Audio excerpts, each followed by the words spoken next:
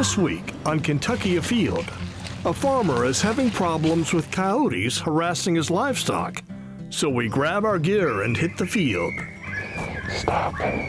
Next, you've heard the saying, there's more than one way to skin a cat. Turns out the same applies to deer. What we're gonna do is we're gonna pull the hides off of these utilizing a golf ball. Then, catching turtles in a farm pond. We'll show you how. It's all next on Kentucky Afield. Yeah, we got one. Sweet. Yeah, muskrat? Yeah. Good job. What do you know about that, man? That's a good fish, man.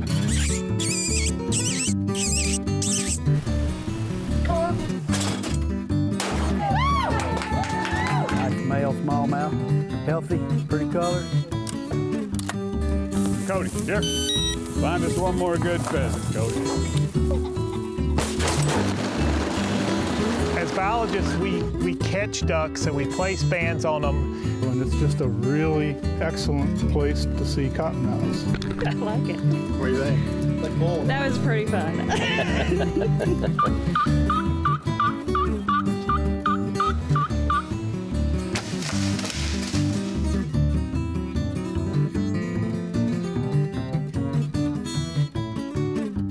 Hello and welcome to Kentucky Afield.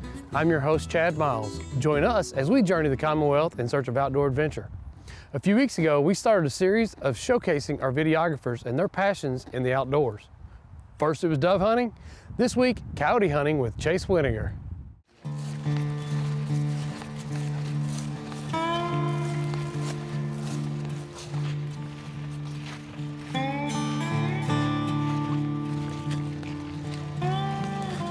Everyone knows who deer hunts. It's really hard to beat a deer's nose. It's probably impossible to beat a deer's nose. They got a bunch of products out there.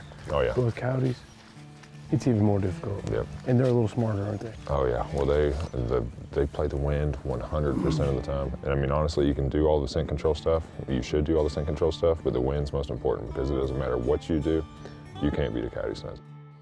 You're using a very small caliber, but a competition-style long-range rifle. It's a Predator series rifle. It's a 22-250. It's probably my favorite for coyotes, but 243 like you have or 223 gets it done. A lot of people like 17s. I mean, you can literally coyote hunt with pretty much any rifle other than a 22 long rifle, I'd say. Use something centerfire or a shotgun for that matter. I've got a shotgun in the truck in case we get into a set where it's pretty thick. So Chase, now you're a producer and a videographer here with Kentucky Afield. Filming coyote hunts is something, though, you've been doing for a long time. You've self-filmed, right? Oh yeah, I've taken the GoPros out and hung them in the trees and set them on the calls and just kind of had some fun with that, you know, while I was hunting them. So tell me a little bit about one of your favorite coyote hunts that you self-filmed. There's one where I helped a good buddy of mine, his family. I helped a good buddy of mine's family out. They had 3 house cats killed in one very short period of time when it got cold over the winter. I mean, and when I walked up to the house, you could see the coyote tracks going around. I was able to go out there and help them out, knocking down a dog too. I know they appreciated that, so that's probably the one that stands out the most as far as the self-film was for me. This is one less cat killer for my friend's family to have to worry about. What is it that you like about coyote hunting the most? It's good to come out here and take care of an invasive species and help the other wildlife out, so that's a benefit of it. But it's just that I can come out here and I can sit down and I can literally dedicate half an hour to 45 minutes on a farm, and I've got a really good chance of seeing some action.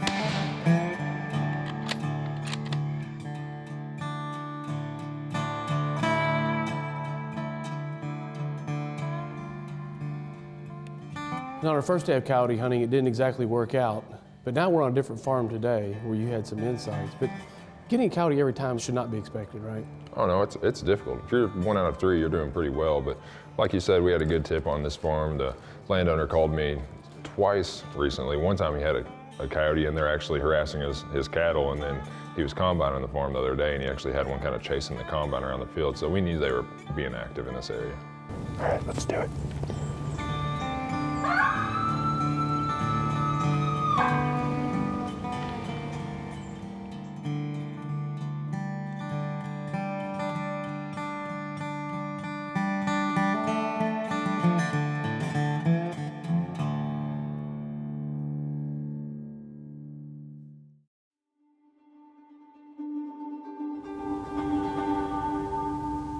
Coyote to your left, Chase. Where? Far left. Oh, I see. He's getting downwind. The coyote's gonna get downwind. I don't want to shoot towards that road.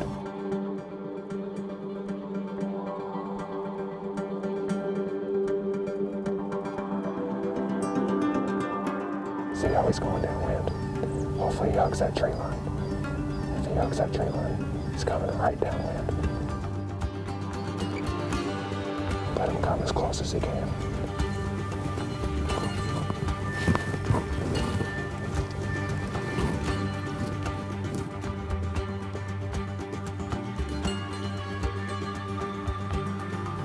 I hope he keeps coming. That road there, we can't do much about it. Gotta hope he cuts right. Let him keep coming. Let him come.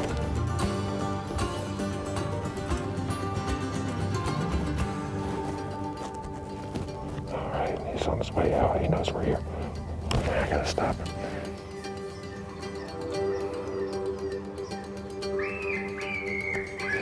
Stop him.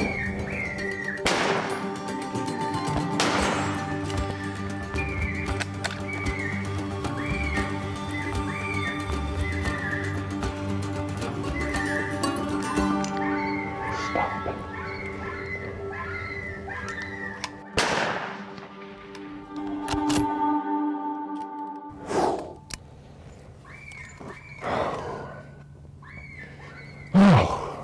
See how he came up next to that road to get downwind? Yeah.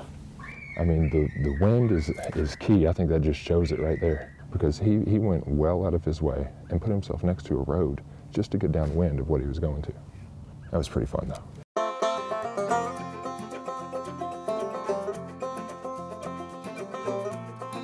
When they get spooked, if you hit that pup distress, a lot of the times they'll stop and they'll give you a second shot. And even after he'd been shot at twice, he still stopped. You made a much harder shot the second one. Sometimes it goes like that. Yeah. But honestly, I thought that first one was in him. And I even thought he was hit when I first shot, but then when I saw him taking off, I have absolutely no idea how I missed that first shot. But the second shot, a lot of times after you shoot a shot, or at least for me, my nerves are gone. Yeah. You know what I mean? That second shot, it's just all business, no nerves at all. Well, I had to shoot a running shot. Oh yeah. I think I let him a bit too much. You made the right decision though. I mean, with a coyote like that, you just got to do it. Let's get down and see what you got.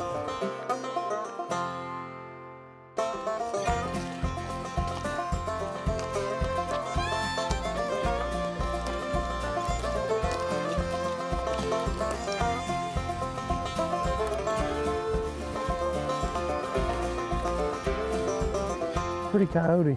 Yep, female. Not huge, but not small either.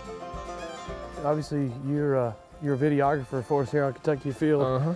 We're out and about in the field all the time, and certain times of the year, it seems like about every time we're out, you get a phone call from one of your landowners that says, hey, I've got a pack of coyotes, they're keeping us up at night, or hey, we've lost a cat, or hey, I've got them in my barn, will you please come help me out? Yeah, I mean, it's a regular thing. I've got people who lose pets to them. The farmer on this property here called me during calving season. He walked in his barn one day to check on a calf, and there was a coyote in the barn eating the afterbirth. And he said it was a dark one. It could be this one. I mean, you might set up 5, 6, 7, 8 times before it works out, but today, everything just kind of came together. Beautiful morning. Yep. Lo and behold, it came right in. Not what we expected. Nope.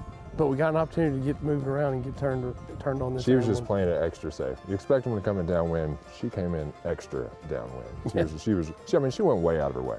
It's kind of amazing, actually. She'd rather be 50 yards from a road and cutting through a wide open field than use this brushy cover here, because she has her nose when she goes that way. Yeah, they definitely trust their nose. Mm-hmm. Live and die by it. Well, nice job.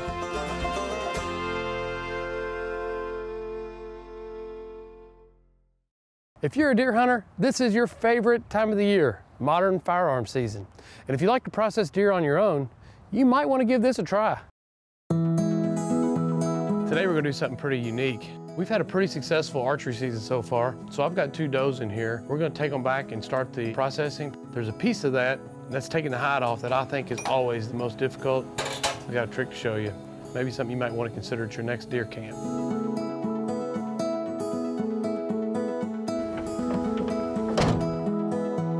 I process all my deer, and probably the part that I dislike the most is pulling the hide. It can be really tough, cramp your hands up. It really can be pretty rough on you.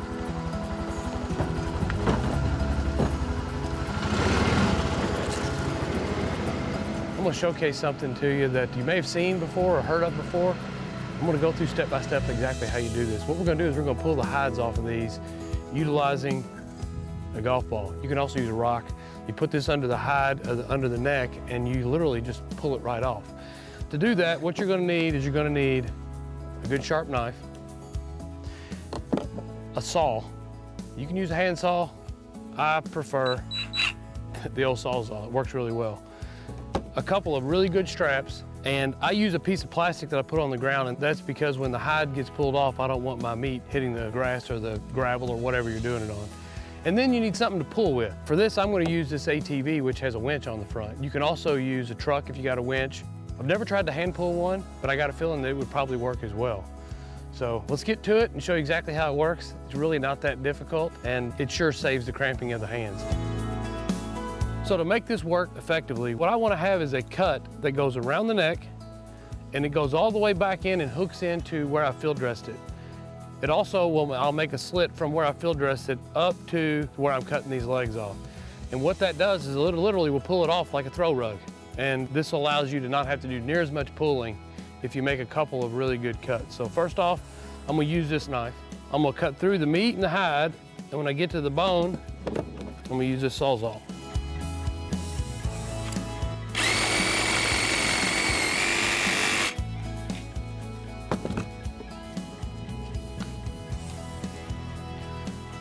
I'm gonna do the exact same thing to the back legs. The idea now is to open up the back hams. You can see here that I've got a little bit of hide in between where I've sawed that off to where I field dressed it. So for this, I like to use a knife with a gut hook. I can wiggle that gut hook right underneath that hide and slide it right off. We're gonna do the exact same thing to the other side. Slide this gut hook in, and you need to do this on all four legs. The deer hide is no longer attached at the hams on the front or the back. You gotta have this hide completely removed from the front shoulder. You can see I've made a couple cuts and got this thing started right here. Now I wanna tie a noose around the neck. Now I've got the deer tied, I need to come back and attach this so that I can use the support of the tree to keep from pulling this deer away. So now, I've got my deer attached to the tree. I've got the hide where it should be ready to come off, with one exception, and that's the neck. Now we need to get down and we need to make that cut, and that's where I will insert the golf ball. Slide that golf ball in like that. Now I'll wrap my cable and grab this knuckle that I've made and just back out.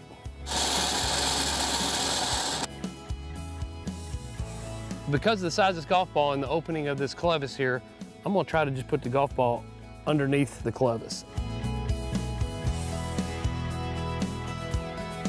All right, that feels pretty secure. Let's see what happens.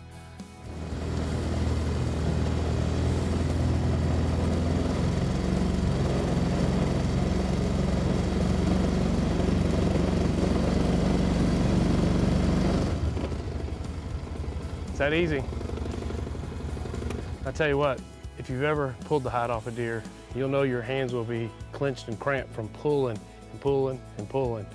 In this method, you let the ATV do all the work, and you can do them one right after the next. I probably wouldn't recommend getting all this stuff together to do one, because you can pretty much pull all the hide off in the time it takes you to gather the tools. But if you got multiple deer, this is the only way to go. Now let's check in and see who's catching what and where in this week's fishing report. This is Jeff Crosby with the Central Fishing Report. Water temperatures across the area are ranging in the lower 60s. Largemouth bass fishing is fairly good at many of our area lakes due to many of these lakes turning over. It's a great time of year to cast rattle traps, jerk baits, and crankbaits to catch a few of these largemouth bass. Concentrate your efforts on main lake points as well as secondary points and creek arms. Crappie are still being caught at many of our area lakes on live minnows and crappie jigs when fished around brush or treetops at about 6 to 12 feet of water. Finally, trout have been stocked in many of our area water bodies. Check out the department's website for a complete list of fins lakes in your area. So grab a pole and enjoy some great fall fishing, and always wear your life jacket. In western Kentucky, at Kentucky and Barkley Lakes, what's going on here at the big lakes? Crappie is kind of the main thing that people think about when they're fishing this time of year. So suggestions for crappie fishing: crappie rigs with a double hook baited with minnows out on the ledges. Crappie will be suspended. Some people like to spider rig with jigs, but the key is maybe using a drift sock so that you can just kind of drift along those drops, those ledges on those creeks, and even across the adjacent flats. As far as largemouth bass, topwater baits along the main lake bars and points, and in deeper water, the umbrella rigs. Maybe not the most popular time to be fishing for striped bass and catfish in the tailwaters, but it's definitely something that you don't want to overlook on the days that are accessible in the tailwaters. Well, this is Paul Reister, and I hope you find a good day to go fishing. This is Jeremy Shiflett with a fishing update for Northwest Kentucky. As water cools, the bass and crappie fishing is picking up in our smaller lakes. Remember to downsize your lures this fall, and in some cases, slow your presentation as well. Trout were recently stocked in our Fins lakes and on Peabody WMA. White or gold inline spinners have been very effective as of late.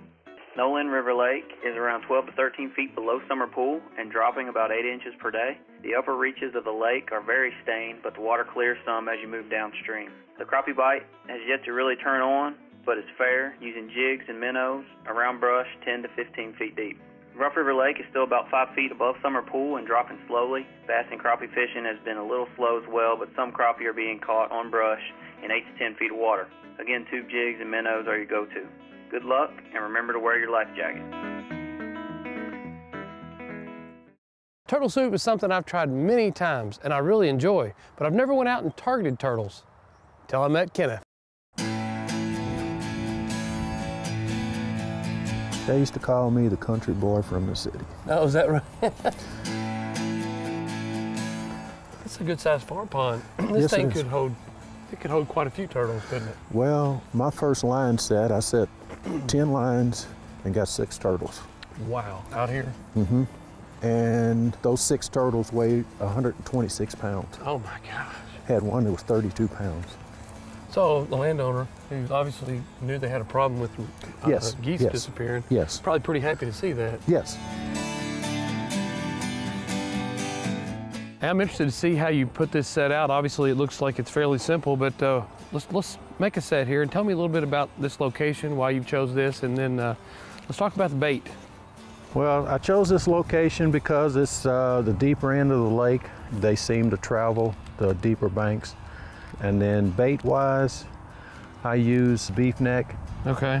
Or if I can't find a beef neck, I'll use cut-up beef. Okay.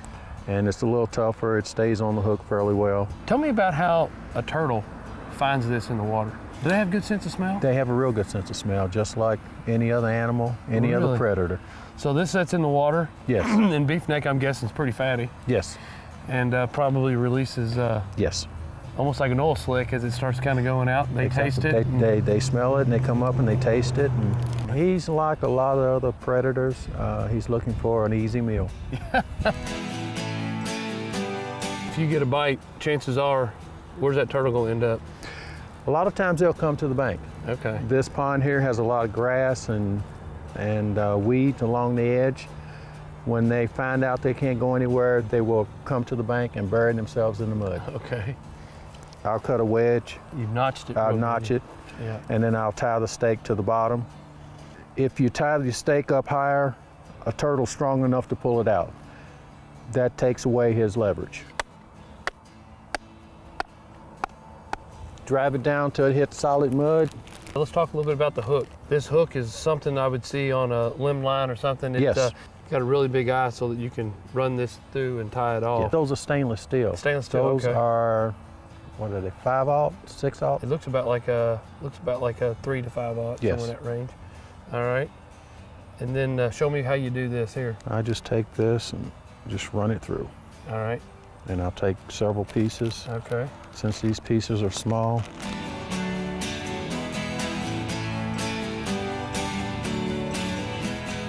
Oh man, that's a treat. Want to make it look enticing. Oh yeah. All right, and that's it. That's a set. Go back a couple hours later, come back and check them out, right? Yes. No, there's nothing on this one. A little bit of the meat left. We're fishing on a beef farm, and you're using beef neck for bait. I'm using beef neck for bait, exactly. Keeping it all local. Keeping it all local. Keeping it all local. It's empty. Empty, okay. Of course, the fish have taken their toll. This farm owner here is a goose hunter. He was telling you that he physically saw geese getting pulled under. Yes. And he came to you and said, what do you think that is? And you told him, it's turtles. You got turtles. They didn't know how big until I caught that first big one. What is the biggest turtle you caught out of this location? 32 pounds. 32 pounds? Yes. Wow. Now that's a big turtle. Big turtle. That's a turtle that, you know, if you don't respect it, can take a couple fingers off. Real easy. As a matter of fact, any turtle can take your fingers off. Oh, is that even right? the small ones.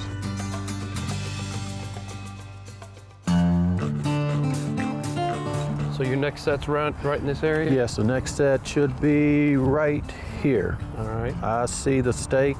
Okay. The line's running back to the bank, so it's a good all right, so you think possibility. There's a good opportunity here, huh? Yes. All right, let's see what you got.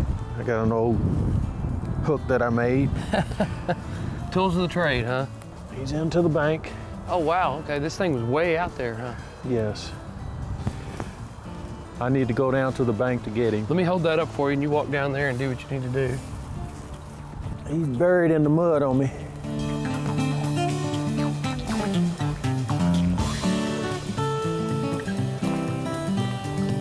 This set was out there a pretty good ways. It was out. I throw them straight out, and a lot of times like this, when they get hooked, they come straight to the bank. Okay.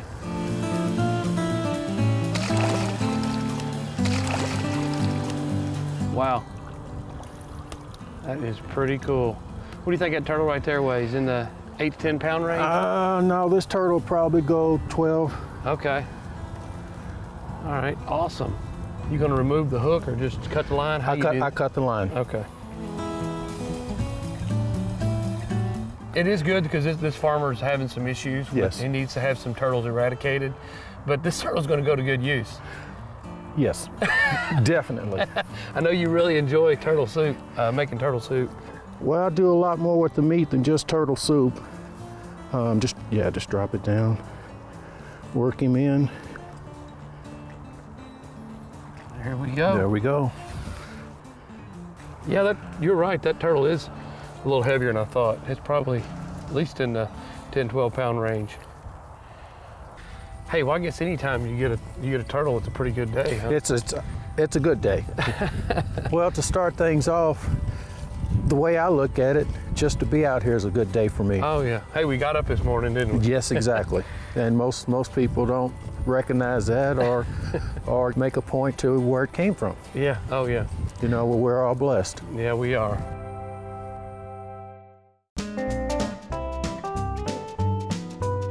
Now let's see who else is out there having fun as we check out this week's Ones That Didn't Get Away.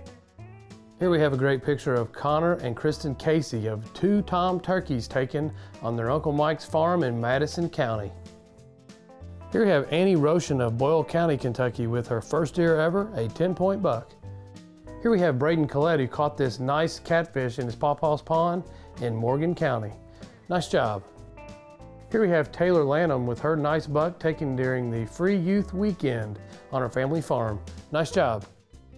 Here we have 8-year-old Brody Markwell who took his first largemouth bass ever, caught in Grayson Lake using one of my favorite baits, the Whopper Plopper.